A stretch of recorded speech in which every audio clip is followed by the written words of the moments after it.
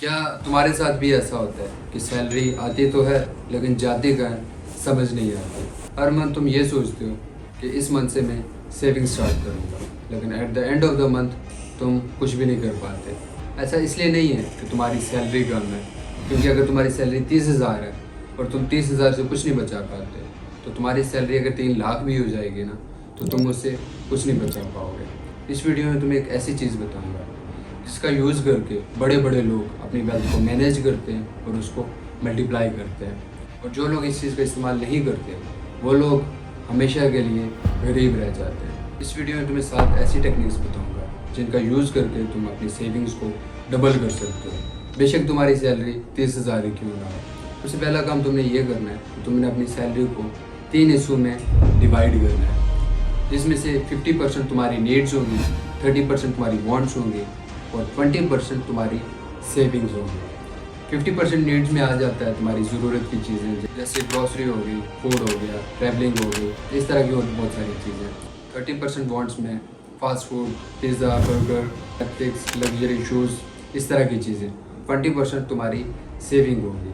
सबसे पहला काम तुमने ये करना है कि तुमने एक सेविंग अकाउंट ओपन करना है। अब सेविंग अकाउंट ओपन करने के बाद तुमने ये करना है कि जैसे ही तुम्हारी सैलरी आती है उसी टाइम तुमने अपनी 20% सैलरी अपने सेविंग अकाउंट में डिपॉजिट कर लेनी है। बाकी तुम्हारे पास 80% सैलरी बचेगी, जिसमें से 50% तुम्हारे एक्सपेंसेस होंगे और 30% तुम्हारी वांट्स होंगी। हमारा point number 7, categorise your salary.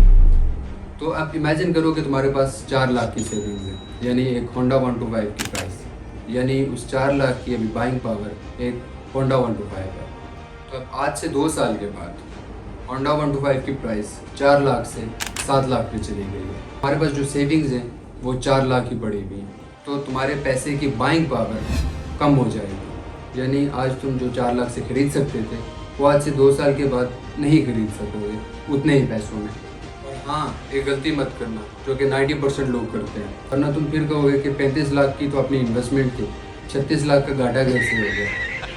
90% लोग यही करते हैं कि वो सिर्फ सेव करते हैं, अपने पैसे को इन्वेस्ट नहीं करते, जिनकी वजह से उनकी सेविंग्स उल्टा उनको नुकसान देती हैं। ये था हमारा point number 6, don't just save, invest. आते हैं हम अपनी उस प्रॉब्लम पे जो कि 90% लोग फेस करते हैं, और उस प्रॉब्लम की वजह से लोग सेव नहीं कर पाते। जो प्रॉब्लम है कि पैसे कहाँ पे लगते हैं, कहाँ पे खर्च होते हैं, उसका कोई हिसाब नहीं होता। ये चीज़ पर्सनली मैं भी यूज़ करता हूँ, और इस चीज़ को यूज़ करने के बाद रिज़ल्ट्स बहुत ही औसम थे। इस चीज़ का जब तुम यूज़ करोगे तो तुम्हें भी रिज़ल्ट्स दिखेंगे। तो सबसे पहले तुमने ये करना है कि एक एक्सपेंस शीट बनानी है, बेशक वो एक्सेल शीट बना लो, फिर कोई मोबाइल एप्लीकेशन डाउनलोड कर लो। रात को बैठ के तुमने कैलकुलेट करना है कि आज दिन में तुम्हारे कितने पैसे लगें और कहाँ कहाँ लगें, और तुमने ये चीज़ मेंशन करनी है अपनी शीट में कि तुम्हारे पैसे किस पे कितने लगें। अगर किसी चीज़ पे 10 रुपये भी खर्च होते हैं ना, तो वो भी तुमने लिखना है। अब इससे ये होगा कि तुम्हें पता चल जाएगा कि तुम्हारे ज़्यादा एक्सपेंसेस कहाँ होते हैं और तुम कहाँ से उन एक्सपेंसेस को कम करके अपनी सेविंग्स को बढ़ा सकते हो। At the end of the month तुम्हारे पास टोटल एक्सपेंस शीट होगी, सारी चीज़ें क्लियर होंगी कि तुम्हारी ज़्यादातर सैलरी किन चीज़ों पे खर्च होती है, कहाँ कहाँ पे खर्च होती है और कितनी खर्च होती है, और तुम कहाँ से अपने एक्सपेंस कम करके अपनी सेविंग्स को डबल कर सकते हो। ये था हमारा point number 5, track your expenses. अब इमेजिन करो आईफोन का एक नया मॉडल आया है और वो मॉडल तुम्हें बहुत पसंद आया और तुमने इंस्टॉलमेंट्स पे परचेज़ कर लिया। अब तुम्हारी इनकम तो सेम रहेगी लेकिन तुम्हारे एक्सपेंसेस बढ़ चुके होंगे। हर मंथ तुम्हें अपने आईफोन की इंस्टॉलमेंट्स देनी पड़ेंगी और वो आईफोन तुम्हें कुछ फ़ायदा नहीं देगा। यही वो गलती है जो पुअर मेंटालिटी के लोग करते हैं। पुअर मेंटालिटी के लोग सबसे पहले लाइबिलिटीज़ पे फोकस करते हैं, अमीर होने से ज़्यादा अमीर दिखने पे फोकस करते हैं। और वहीं पे अगर रिच मेंटालिटी के लोगों की बात की जाए तो वो सबसे पहले एसेट्स परचेज़ करते हैं, यानी वो चीज़ें खरीदते हैं जो कि उनकी इनकम को और ज़्यादा बढ़ाएंगी।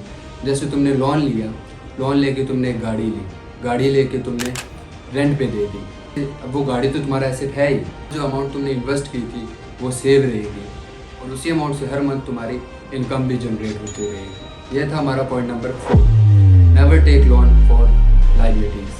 अब इमेजिन करो कि तुमने बहुत सारा पैसा कमा लिया, बहुत मेहनत की, तुमने बहुत स्ट्रगल की और तुम अमीर हो गए हो। लेकिन तुम्हारी हेल्थ ख़राब है, डॉक्टर्स ने तुम्हें मना कर दिया कि तुम ट्रैवल नहीं कर सकते और तुम सिर्फ बॉइल्ड चीज़ें खा सकते हो, तो क्या उस पैसे की तुम्हारे लिए कोई वैल्यू रहेगी? नहीं रहेगी। 90% लोग क्या करते हैं कि जब वो स्ट्रगलिंग फेज में होते हैं तो वो अपनी हेल्थ को टोटली इग्नोर कर रहे होते हैं। जब वो पैसा बना लेते हैं वही पैसा लगा के अपनी हेल्थ ठीक करने की कोशिश कर रहे होते हैं, जो कि नहीं हो पाती। वो कहावत भी है कि तुम्हें 100 प्रॉब्लम्स होंगी जब तक कि तुम्हें हेल्थ प्रॉब्लम नहीं होती, और जब तुम्हें हेल्थ प्रॉब्लम होगी तो तुम्हारे पास सिर्फ एक प्रॉब्लम होगी और वो है हेल्थ। ये था हमारा point number 3, invest on your health. बहुत सारे लोग अपनी सैलरी कम होने की वजह से कंपनी को ब्लेम कर रहे होते हैं कि कंपनी अच्छी नहीं है, हमें सैलरी कम देती है। तो अब ये सोच के देखो कि तुम्हारी कंपनी में सबकी सैलरी सेम है क्या? नहीं ना। तो सैलरी तुम्हें उतनी ही मिलेगी जितनी तुम वैल्यू प्रोवाइड करोगे। अब जितनी ज़्यादा तुम वैल्यू प्रोवाइड करोगे उतनी ज़्यादा तुम्हारी इनकम होगी। अगर तुम्हारी सैलरी तुम्हारी कंपनी में 30,000 है तो वहीं पे एक बंदा 3 लाख भी ले रहा होगा। वो 3 लाख क्यों ले रहा है? क्योंकि वो 3 लाख की वैल्यू प्रोवाइड कर रहा है। पास एक ऐसी स्किल है जो कि 3 लाख की वैल्यू प्रोवाइड कर रही है। अब इमेजिन करो तुम्हें अपनी कंपनी में काम करते हुए 3 साल हो गए और तुम्हारी सैलरी है 50,000। वहीं पे एक न्यू जॉइनर आता है और उसकी सैलरी लगती है 3 लाख रुपए। तो अब तुम्हें बुरा लगेगा, तुम कंपनी को ब्लेम करोगे कि हम कंपनी के साथ लॉयल हैं, हमने कंपनी को इतना टाइम दिया है तो हमारी सैलरी कम है और न्यू जॉइनर की ज़्यादा है। तो एक चीज़ माइंड में रखो कि न्यू जॉइनर के पास ऐसी एक स्किल है जो कि 3 लाख की वैल्यू प्रोवाइड कर रही है, जो कि तुम्हारे पास नहीं है। क्योंकि अगर तुम्हारे पास वो स्किल होती तो आज तुम्हारी भी 3 लाख सैलरी होती। अगर तुम अपनी स्किल्स पे काम नहीं करोगे ना, अपनी स्किल्स को इम्प्रूव नहीं करोगे, अपनी लाइफ में न्यू स्किल्स ऐड नहीं करोगे तो तुम्हारी इनकम हमेशा स्टक रहेगी। ये था हमारा point number 2, invest on your skills. 90% लोग सबसे बड़ी ये गलती करते हैं, वो ऐसी चीज़ें खरीदते हैं कि जिन चीज़ों की उनको ज़रूरत नहीं होती। वो सिर्फ अमीर दिखने के लिए ऐसी चीज़ें परचेज़ करते हैं। 2000 की क्वालिटी वाली शर्ट तुम 50,000 में परचेज़ करते हो और सिर्फ एक लोगों की वजह से, जिस ब्रांड की वैल्यू है। एक चीज़ हमेशा याद रखना कि जिन लोगों का फोकस अमीर होने से ज़्यादा अमीर दिखने पे होता है वो लोग हमेशा गरीब रह जाते हैं। क्या तुमने कभी देखा है एलोन मस्क को, मार्क ज़करबर्ग को या बिल गेट्स को ब्रांडेड क्लॉथ पहने हुए? उनके पास पैसा होता है, उन लोगों को फ्लेक्स करने की ज़रूरत नहीं पड़ती। अमीर लोग अमीर दिखने से ज़्यादा अमीर होने पे फोकस करते हैं, इसीलिए वो एसेट्स परचेज करते हैं। कभी तुम उन लोगों को ब्रांडेड क्लॉथ्स या ब्रांडेड शूज़ पहने हुए नहीं देखोगे। ये था हमारा point number 1, never buy things to look rich. 90% लोग ऐसी चीज़ें खरीदते हैं जिनकी उनको ज़रूरत नहीं होती, वो सिर्फ इसलिए खरीदते हैं ताकि दूसरों को इम्प्रेस कर सकें और दूसरों के सामने फ्लेक्स कर सकें। व्यूअर्स, आज के लिए इतना ही, मिलते हैं नेक्स्ट वीडियो में। वीडियो कैसी लगी कमेंट्स में ज़रूर बताइएगा और जाते जाते सब्सक्राइब लाजमी करते जाना।